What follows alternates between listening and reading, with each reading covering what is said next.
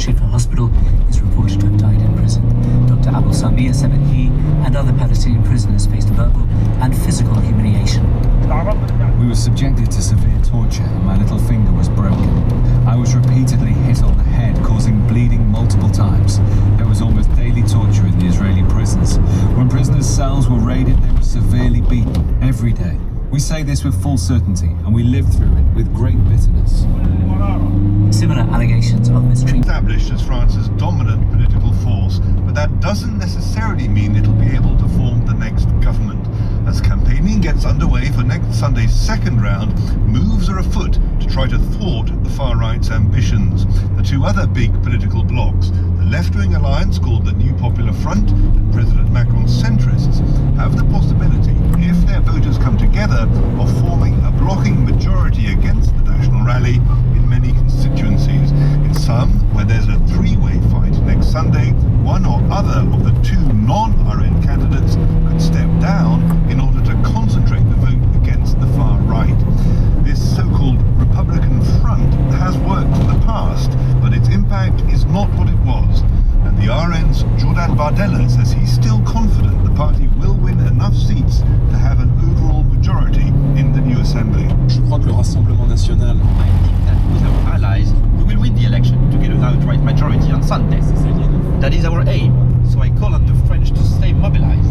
And once we have that majority, I will be forming a government of national union to put in place our program of national recovery. That program has been watered down of late with the aim of reassuring voters from the right and centre, but it still includes costly measures such as cutting VAT on fuel and electricity and a promise to reduce the age of retirement.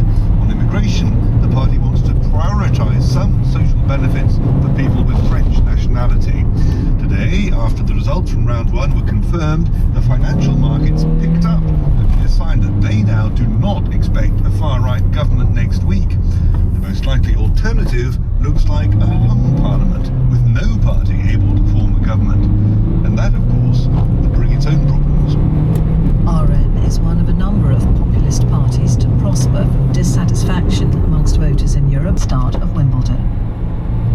In a highly significant ruling, the US Supreme Court has decided that Donald Trump has total immunity. Danny Aberard. If the National Rally ends up winning an absolute majority in France, it would be the first major European Union state where the far right came to power. 2 years ago, Giorgia Meloni became Prime Minister of the bloc's third biggest economy, Italy. In the Netherlands, a coalition led by Geert Wilders' far-right Freedom Party will be sworn in on Tuesday. He was among leaders delighted by the National Rally's. Good evening. The US Supreme Court has partial immunity from criminal prosecution, further delaying his trial for conspiring to overturn the 2020 election result. President Macron joins left-wing leaders in France trying to block the far-right National Rally from securing a parliamentary majority. A Palestinian doctor just released from Israeli detention says he was tortured while in custody. Also tonight, appeals for change, warnings of a Labour supermajority and a bungee jump. The political parties enter the final days of election campaigning. And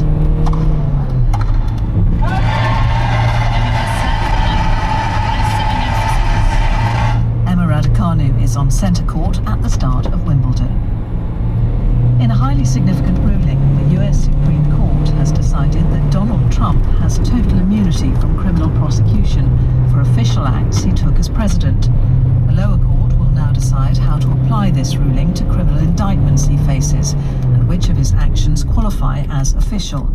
The landmark decision is likely to delay his trial for interfering in the 2020 election. The 6-3 ruling was split along ideological lines.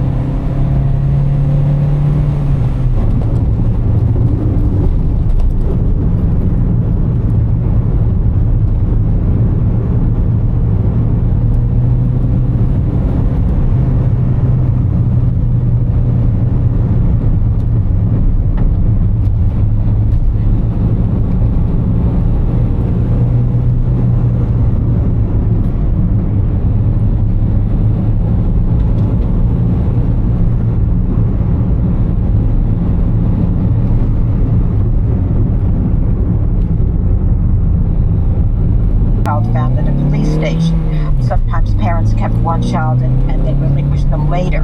So the twins were separated indirectly, not on purpose, by the Chinese agencies. Right. Now, the big question is, why does it matter how much genetic component there is to IQ?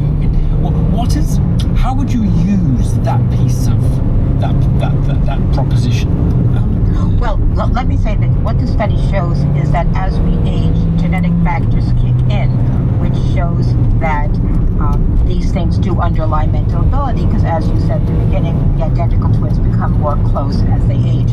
Now, what that means for the rest of us is that as we age, our genetic factors do kick in and contribute more to our ultimate level of general ability than other factors might. Environment still clearly plays a role. These findings only apply to people raised within the normal range of environments, not to impoverished circumstances or anything like that. I think what it will do is to help parents and to help educators get a more realistic appraisal of children's abilities, to be mindful of their particular strengths and talents, and to really nurture those and let the child become the best that the child can be. Nancy Siegel from California State University, behind that study. Thank you very much. Last week on PM, we looked at loneliness. That was prompted by a study on the physical effect of loneliness on increasing risk of stroke. But we pointed out that it's in that category of things, loneliness, that so it's quite highly populated. So touch wood, we've been very lucky. We haven't been affected by a shortage of staff. It is harder to get staff, but it's not impossible. Do you feel that it's a hot button issue for the public? It's something people are really vexed by, or is it? I think possibly, not necessarily the general public, but business-wise. I mean, I brought it up at the local hustings for the local MP for Westminster. It has to be taken into account. These companies, Airbnb, Booking.com, Expedia, all these companies, they need to be paying their way into the exchequer of the Great British government, and that's where it falls down, because they're all based abroad, and they're not paying the same amount at level of tax that my business is, and that's not right. Hotel owner Andrew Mackay, Rachel Smart, their business reporter at the John O'Groat Journal, speaking to me from Caithness, Sutherland and East Ross, where they were. And in fact, Scotland did introduce a licensing scheme for short-term market. Really support us in the winter through food and beverage, parties, anniversaries and that thing, so that keeps us going as well. But this year was the first time that we closed one of our hotels in January just because of the level of business. We didn't warrant having 3 open. You brought it back on stream after that. I mean, it wasn't permanently closed. Oh no, it was just a month of January, which is rather than running at a loss during January, we decided we'd try and offset that and be clever about it. You don't resent people who take Airbnb guests in, though. You don't resent people thinking, I could buy a little flat and make some money, or I could use my 2 bedrooms where the kids were to make a little bit of money on the side. Do you resent that? Because they don't have all the fire regulations and all the kind of the bureaucratic hassles. They don't have to get planning permissions and all those things that you've had to do. Resent's the wrong word. I'm all for fair competition, but it's not a level playing field. It's not the same amount of regulations that they're doing, health and safety, fire regulations, business insurance. They're not putting into the same monies into the exchequer, and that's got to be fair as well. They're not paying corporation tax, they're not paying VAT, so it has to be a level playing field, and you're starting to see that to jump through as a business. But hang on, so what drove out some of the Airbnb sector? What was it that did that? They're trying to regulate it in licensing them, and they've got the correct fire protocol and things like that. So there's elements of that's coming into it now, but it takes a long time to catch up. Rachel, have you noticed any tension between the tourists and the local population? I would say that there can be at times, but I think the local population are aware of how much tourism is needed and how much it actually brings to the area.